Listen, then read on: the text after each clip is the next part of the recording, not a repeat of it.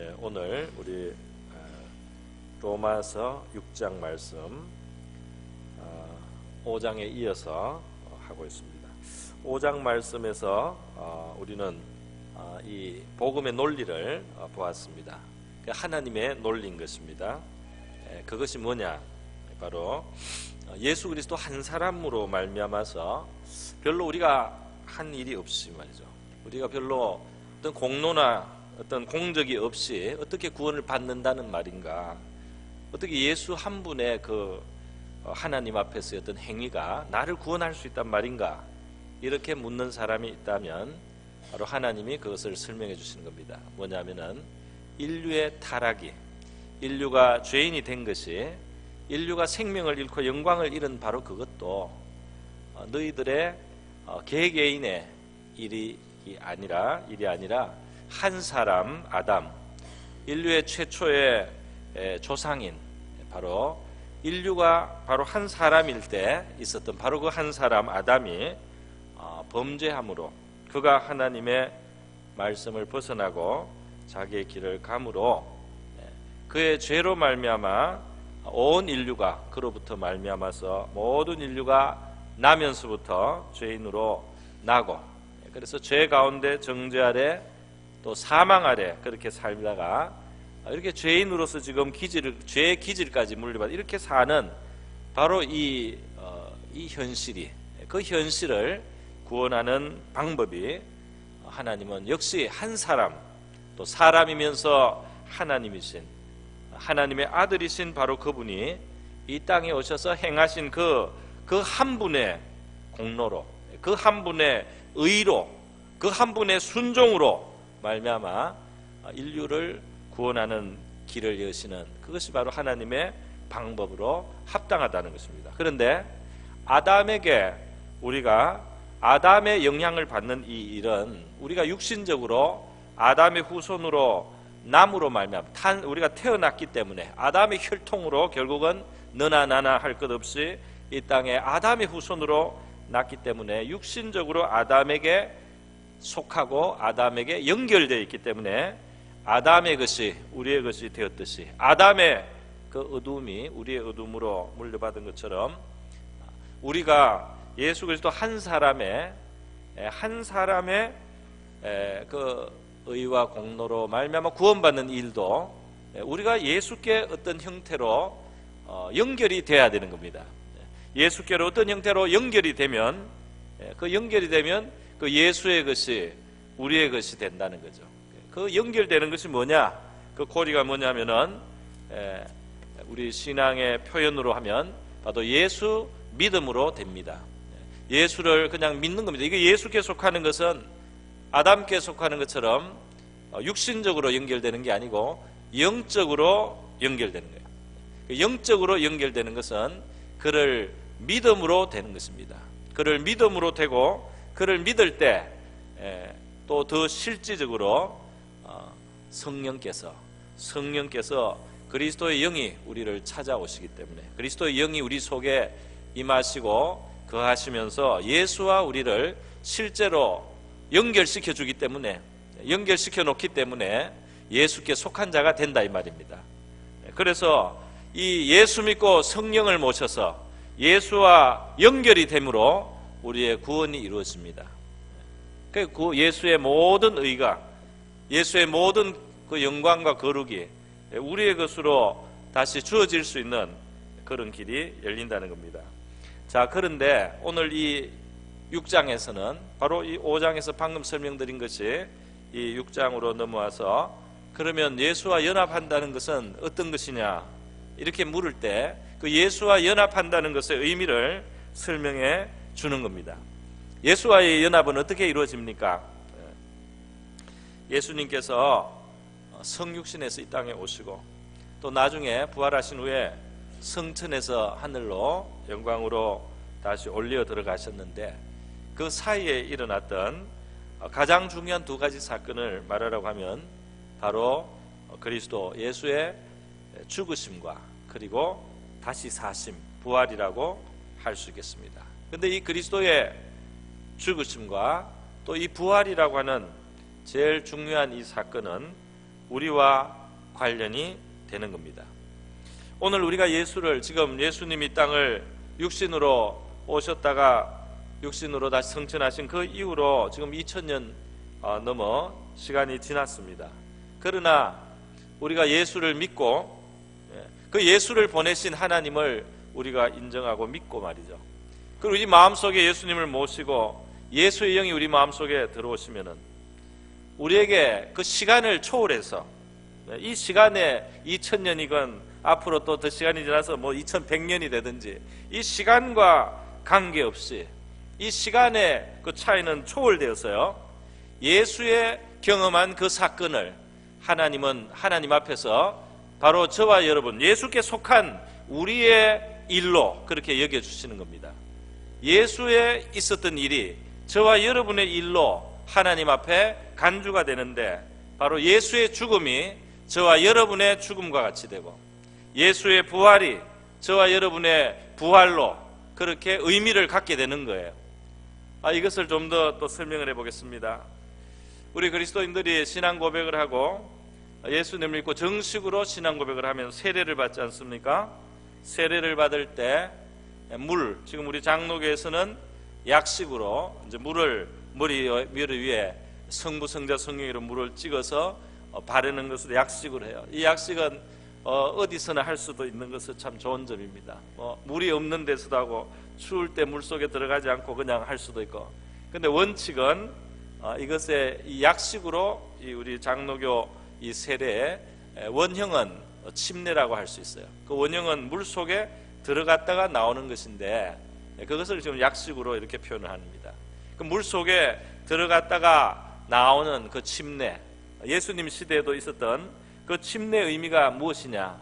그 침례의 의미가 바로 물 속으로 잠기는 것은 죽음을 의미하고, 물 속에 들어갔다가 물 밖으로 다시 나오는 것은 다시 사는 부활을 의미하는 겁니다.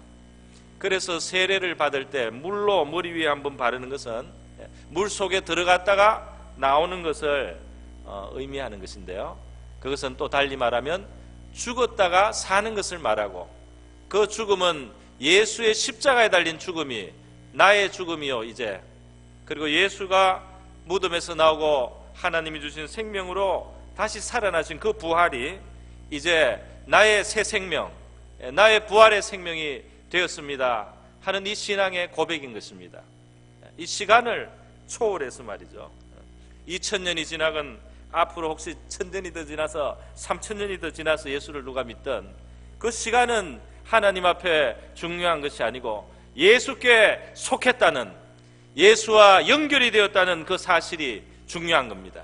예수와 연결이 되면 예수의 죽음은 그의 죽음이요 예수의 부활은 그의 부활이 되는데, 이것은 다시 말해서 우리가 흔히 이 십자가에서 예수님이 우리의 죄를 대신해서 죽었다 이렇게 말을 하고, 그 속죄 제사의 의미가 그게 있다 그래요. 그것은 진리가 맞습니다. 그런데 진리는 한 차원만 있는 게 아니고 한 면만 가진 게 아니고 이 면이 여러 개가 있어요. 입체예요. 그래서 예수가 우리의 죄를 위해서 죽었다는 것도 진리인데 또 다른 진리의 면이 있습니다. 그것은 뭐냐면 예수가 죽을 때 나도 예수와 함께, 지금 예수를 믿었지만 나도 예수와 함께 십자가에 죽었는데, 그때 죽을 때 나는 죄인으로서 형벌을 받는 죄인으로서 예수와 함께 죽었다는 그 진리예요. 그래서 내가 지금 예수 믿으면 나는 2000년 전에 십자가에 달린 예수와 함께 그 십자가에 달린 것이 되는데, 하나님 앞에 그때 나의 이 죄인된 나는 말이죠, 이 옛사람 아담의 후손, 죄의 기질을 가지고 나온 나는 말이죠, 그때 하나님 앞에 저주의 십자가 앞에 형벌을 받아서 멸망하고 진노를 받은 자로 그렇게 처리됐다 이 말입니다. 그렇게 하나님 앞에 영적으로 그것이 진실과 실제가 돼버리는 거예요. 그리고 예수가 3일 만에 무덤에서 부활했습니다. 새 생명, 부활의 생명으로 부활했는데, 지금 예수를 믿은 나는 바로 그 예수의 부활의 생명, 예수의 그 부활의 그 생명을 주신 그 하나님의 생명이 내 속에 지금 찾아와 계시고, 그래서 이 새 생명 말이죠. 이 거듭난 새 생명, 중생한 심령이 되어서 지금 살아가게 되었다는 겁니다. 여러분, 자, 이제 중요한 것이 하나 더 있어요. 그것이 뭡니까? 뭐냐면, 자, 이것이 영적으로 일어난 하나님 앞에서의 그 사실이 되는 거예요. 여러분이 정말 그래서 예수님을 믿는 것이 삶의 액세서리가 아니고 정말 나는 진실이 예수를 믿는다. 고백 너무나 중요한 줄 믿습니다. 그리고 거듭남, 중생, 성령이 이제 내 안에 사신다는 것, 그것이 미미할지라도 혹은 한번 지나간 경험이라 할지라도 성령이 내 속에 찾아오셨다는 이 확신도 참 중요해요. 그 성령이 안에 계신다는 것은 예수와 내가 연결되었다는 거예요. 자, 그런데 이제 우리 신앙의 삶에 실제로 들어가서 우리는 예수 믿는 어떤 기쁨이나 혹은 감격이나 또는 회개의 어떤 눈물이나 애통함이나 이런 것을 경험한다 할지라도 살아가면서 한순간에 천사가 된 것이 아니고 한순간에 거룩한 사람이 된 것이 아니고 한순간에 예수의 형상을 다 닮은 장성한 분량을 예수의 장성한 분량으로 변화된 것이 아니다 이 말입니다. 그래서 보면은 예수 믿고 은혜 받을 때는 기쁨이 있고 감사가 있고 어떤 뭔가를 참 상당히 이 신앙 안에 있는 좋은 것을 맛보았어요. 그러나 살면서 이 죄의 문제 고민을 하고 연약한 모습을 발견하고 자꾸 넘어지기도 하고 말이죠. 죄에 얽매이는 자신을 발견하고 우리 신앙이 이제 위축이 되고 기가 죽기도 합니다. 이제 이게 바로 중요한 순간이에요.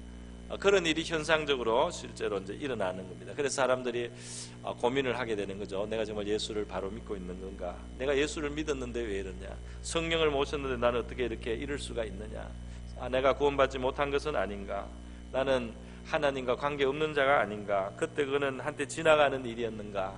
이렇게 생각하고 아니면 심지어 그때는 하나님이 나를 받으셨지만은 지금은 나를 포기하시거나 버리신 것이 아닌가? 나는 이렇게 연약하고 자꾸 하나님 앞에 거룩하게 살 수 없는 이런 부족한 인간이기 때문에 죄인이기 때문에 어떻게 되느냐 말이죠. 그렇게 회의를 하거나 염려하거나 두려워하기도 합니다. 그런데 여러분 이제 여기서 하나님이 원리적으로 이루신 그 진실, 하나님이 영적인 세계에서 이루어진 그 진실이 우리의 이 지금 경험하는 감각적으로 경험하는 이 실존적인 바로 현실의 삶 속에 그것이 그것이 변화를 그대로 다 가져오려면 그것이 이루어지는 과정에 있어서 참 중요한 고리가 하나 있어요. 그 고리가 뭐냐? 그것이 믿음인데요. 진리를 믿고 주장해야 됩니다. 할렐루야. 하나님의 진리, 말씀으로 표현된 하나님의 진리를 굳게 붙들고 흔들리지 않고 그게 서고 그게 뿌리를 내리는 것인데요. 그것은 뭐냐면은 이 죄의 문제와 관련해서 그렇습니다. 내가 오늘도 잘못을 했어요. 내가 문제가 있어요. 그러면 내가 예수를 믿고 예수의 영이 나를 찾아오셔서 내가 예수와 연결된 그 사실, 그리고 그렇기 때문에 예수의 죽음이 나의 죽음이요 예수의 부활이 나의 부활이라는 이 진리가, 이 영적인 진리가 취소되느냐, 그것이 있던 것이 없어지느냐 하면 그렇지 않다는 겁니다. 그렇지 않고 내 모습이 어떠하든지 간에 그 진실과 진리를 입술로도 고백하고 마음으로 주장하고 믿어야 된다는 거예요. 믿어야 된다는 거예요. 제가 오늘도 이렇게 연약한 인간인데 말이죠. 그러나 주여 연약하고 잘못했으면 회개해야 되겠죠. 하나님 앞에 회개하고 내가 이렇게 연약합니다라고 하나님 앞에 회개하고 용서를 구하되 이 진리는 그대로 변함없이 믿어야 된다 이 말입니다. 믿어야 돼요. 그런데 이 진리를 믿고 고백을 하고 인정을 하고 시인을 하고 이것이 기초가 되어서 말이죠. 결국은 영적으로 이루어진 그 일이 우리의 실제 삶과 현실, 실존적인 경험 속에서까지 점점 더 그것이 진실로 나타나는, 좀 어려운 말입니다. 리얼라이제이션, 좀 어렵습니까? 영어 단어 그런 게 있어요. 그것이 현실화가 된다는 표현인데요. 그 현실화가 되기 위해서 먼저 우리는 진리를 굳게 붙잡아야 된다 이겁니다. 그 현실에 우리가 진리에 도달되지 못한 것 같은 그 현실 때문에 진리를 포기하거나 버리거나 부정하면은 우리는 아무 근거를 갖지 못해요. 이 구원은 어차피 우리의 행위와 우리의 공로와 우리가 잘한 것에 기초한 것이 아닙니다. 이 구원은 예수 그리스도의 행하신 일에 기초가 되어 있고요, 그분이 이루신 일 위에 기초가 되어 있기 때문에 우리에게 요구되는 제일 중요한 것은 그분이 이루신 일에 대한 믿음이에요. 그것을 계속 믿는 거예요. 나는 이렇든지 저렇든지 그 진리를, 그분으로 말미암은 이 구원의 토대를 내가 놓치지 않고 믿고 붙들면 그 진리가 나에게 실제로도 힘있게 작동하는 시간으로 흘러가는 겁니다. 할렐루야. 그 마귀의 유혹은 항상 우리의 네 꼴을 보라고 마귀는 계속 우리한테 그러는 거야. 너의 이 꼬락서니를 봐라 말이지. 그 사투리 꼬라지를 봐라 말이지. 네 꼬라지가 이런데 네가 예수 믿는다고 하겠냐 말이지. 이 마귀가 하는 가장 전통적인 방법입니다. 작은 허물, 뭐 큰 허물이면은 더 난리 법석을 떨겠죠. 그러나 여러분, 큰 죄든지 작은 죄든지 불의는 불이기 때문에 우리의 행위를 보면은 구원에 이를 수 없잖아요. 그렇지 않습니까? 나는 큰 죄는 안 졌지. 뭐지? 아시겠죠? 나는 작은 죄는, 큰 죄는 안 지었다 말이죠. 나는 조금밖에 안 지었다. 그걸로 구원이 됩니까? 그걸로 의가 됩니까? 어차피 안 돼요. 그러니까 믿음에 있어서는 하나님의 진리를 우리가 과감하게, 담대하게 붙들어야 할 줄로 믿습니다. 물론 우리가 기도를 힘쓴다든지 또 순종해 나간다든지 이런 거 참 중요합니다. 그런 것을 병행할 때는 이 진리가 더 강력하게 우리에게 작용이 되고 작동이 됩니다. 그 리얼라이제이션, 현실화가 되는 거예요. 그러나 아무 것이 없다고 할지라도, 벌거벗고 아무것도 없을지라도 믿음을 붙드시기를 바랍니다. 그 믿음이 출발점인 거예요. 나는 부족합니다. 나는 못합니다. 나는 안 돼요. 거기서부터, 너의 행위에서부터 출발하라고 하는 게 아니고, 너가 아무것도 할 수 없는 바로 그때 그리스도가 하신 그 모든 일이 넉넉하다는 것을 믿고 그 위에 서라고 말씀하시는 것입니다. 우리 안에 성령을 모시고 중생에서 성령을 모신 모든 신자에게 이것은 이미 이루어져 있는 것이기 때문에 우리가 담대함을 가지고 하나님 앞에 나아갈 수 있기를 바랍니다. 믿음에 굳게 서시기를 바랍니다. 오늘 말씀은 이걸로 줄이겠습니다. 우리 다 같이 한번 기도하고 마치겠습니다. 우리